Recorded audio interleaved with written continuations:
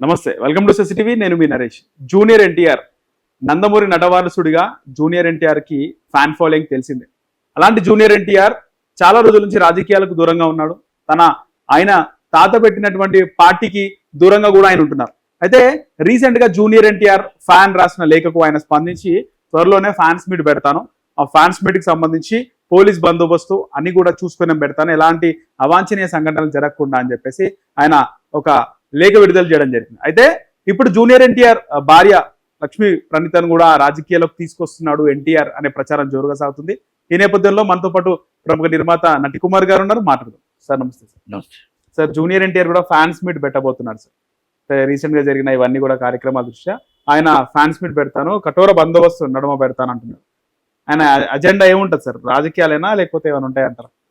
మీరు ఇందాక ఒక మాట అన్నారు, లక్ష్మీ ప్రణతి రాజకీయాల్లోకి వస్తుంది, రాబోదు. ఓకే, వాళ్ళ నాన్నగారు కూడా రాజకీయాల్లో ఉన్నారు కదా సార్? నాన్నగారు రాజకీయాలు, శ్రీనివాస గారు నాకు బాగా ఫ్రెండ్, వాళ్ళ నాన్నగారు నాకు బాగా ఫ్రెండ్, జూనియర్ ఎన్టీఆర్ మామగారు. కనుక ఆ అమ్మాయిని రాజకీయాల్లో తీసుకురారు, వద్దు అవద్దు, పక్కన పెట్టాడు. రెండోది జూనియర్ ఎన్టీఆర్ గారు తీసుకున్న నిర్ణయం చాలా మంచి నిర్ణయం.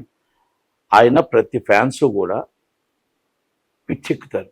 అంటే ఆ హీరోని చూడాలి, ఎప్పుడైనా మన హీరోని చూడాలి, హీరోతో ఉండాలి, హీరోతో ఒక్క ఫోటో తీసుకోవాలని ఒక చాలా పిచ్చి ప్రేమ. ఆ పిచ్చి ప్రేమని అర్థం చేసుకుని ఏం చేశాడంటే, తమిళనాడులో సంవత్సరంకి ఒక ఫోటో ఇస్తుంటాడు ఎవరు, రజనీకాంత్ గారు ఫ్యాన్స్కి. అలాగా ఆయన ఏం చేశాడంటే ఒక నాంది పలుకుతున్నాడు. ఫ్యాన్స్ అందరినీ ఒక గ్రూప్గా పెట్టి ఆ ఫ్యాన్స్ అందరితో విడివిడిగా అందరితో మాట్లాడి నిర్ణయం మాట్లాడి దాంట్లో ఒక మధ్యాహ్నం లంచ్ పెట్టి చేద్దామని.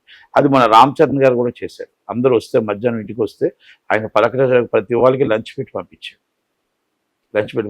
ఇది ఏంటంటే అక్కడి నుంచి వస్తారు కదా, ఎక్కడి నుంచో ఆనందం ఆ హద్దుని మీరిపోతుంది. ఆనందం అంటే అర్థం, ఎందుకంటే ఒక హీరో వాళ్ళని ప్రేమించాడంటే, ప్రాణం ఇస్తున్నాడంటే, వాళ్ళ కోసం వాళ్ళు ప్రాణం ఇస్తే ఆ హీరో ఆ పలకరింపు చాలా ఆనందంగా ఉంటుంది. దాన్ని జూనియర్ ఎన్టీఆర్ గారు స్టార్ట్ చేశారు. భారీ బందోబస్తు మధ్యన ఎందుకు అన్నారంటే, ఇంతకు ముందు జరిగిన నోవాట్లో జరిగిన సిచ్యువేషన్ ఎవరని పెట్టి భారీ బందోబస్తు అందరినీ పిలిపించి కూర్చోబెట్టి మీటింగ్ పెట్టి ఉంటాను, అందరినీ కలుస్తాను అని మాట్లాడారు. ఇది ఫ్యాన్స్కి ప్రతి ఒక్క హీరో ఇలా కలవాలి. ప్రతి ఒక్క హీరో ప్రతి వాళ్ళని సంవత్సరం కోసుట్టు, 6 నెలల కోసుట్టు, 3 నెలల కోసుట్టు పిలిచి ఒక టైం ఇలాగ పెట్టుకొని వాళ్ళకి ఫోటోలు ఇవ్వడం, వాళ్ళకి మొత్తం టోటల్గా వాళ్ళ పాలన చూడటానికి, అంటే చూడటానికి అంటే బాగున్నారు ఒక మాట మాట్లాడితే వాళ్ళు ఎక్కడికో వెళ్ళిపోతారు. ప్రేమించుకోరు, ప్రేమ అంటారు కదా, ఆ ప్రేమ ఆ ఫ్యాన్స్ అనేది ఏంటంటే ఆ హీరో బాగున్నారా అంటే చాలు, వాళ్ళు ఎక్కడికో వెళ్ళిపోతారు. అలాగా అందుకనేసి ఆయన దాన్ని ఆదిత్యం అంటారు.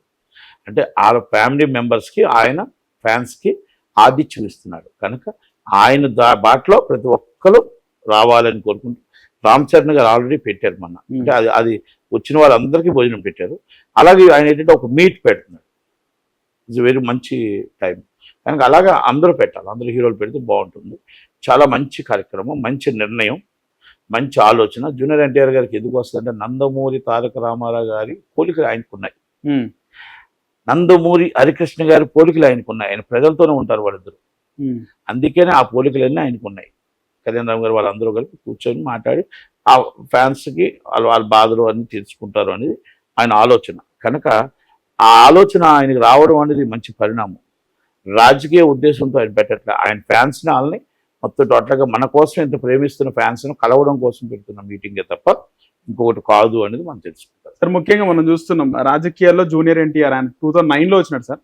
దాదాపు ఒక 15 సంవత్సరాలు అయిపోయింది. అయినప్పటికీ కూడా అప్పటికే ఆయన పాలిటిక్స్ బాగా అలవరుచుకున్నాడు. ఆయన మాటల్లో అవన్నీ కూడా యాప్ట్ అయినాయి పాలిటిక్స్. అంటే వేరే వాళ్ళని చూస్తున్నాం, వేరే 9 కాదు ఆయన వచ్చింది 9 సార్, 2005 లేదు సార్ 9లోనే. రాజశేఖర్ రెడ్డి రెండోసారి ముఖ్యమంత్రిగా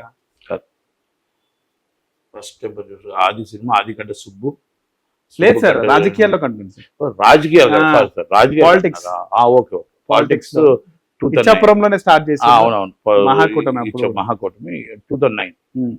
అప్పుడు అందరూ ఎవరు ఎక్స్పెక్ట్ చేయలేదు సార్ ఆయన మాట్లాడే మాటలు అవన్నీ కూడా. ఒక బాగా అనుభవం ఉన్న రాజకీయ నాయకుడు లాగా మాట్లాడారు. చాలా మంది హీరోలు వచ్చినారు కానీ అంత మాట్లాడలేకపోయారు. సో జూనియర్ ఎన్టీఆర్ ఏమన్నా పొలిటికల్ యాంగిల్లో ఏమన్నా ఆలోచిస్తుందంటారా? ఆయన సినిమాలకు 15 సంవత్సరాల దాకా నాకు తెలిసి ఆయన డేట్సే ఖాళీ లేవు. ఇప్పుడు సినిమాల్లోకి వచ్చే అంత ఆలోచన ఆయన నాకు తెలిసి అది రాజకీయాల్లోకి వచ్చే ఆలోచన ఆయనకి లేదని నాకు అనుకుంటున్నాను నేను.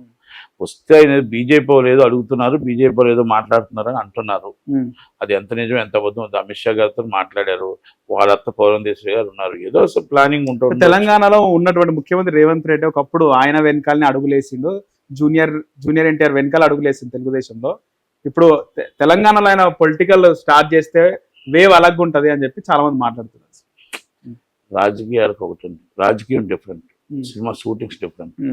చిరంజీవి గారు అంత పెద్ద స్టార్ అయ్యి సినిమా నుంచి ఉంటే సొంత ఊర్లో ఓడిపోయారు, తిరుపతిలో గెలిచారు, అటా ఇటా పాలకొల్లో అక్కడ ఓడిపోయారు. అదే అంటున్నాను నేను.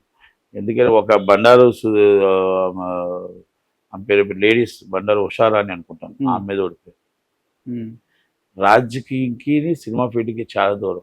పవన్ కళ్యాణ్ గారు 2 దగ్గర వాడిపోయారు, భీమవరం గాజు. అలాగే సినిమా టాప్ హీరోస్ ఓడిపోయారు.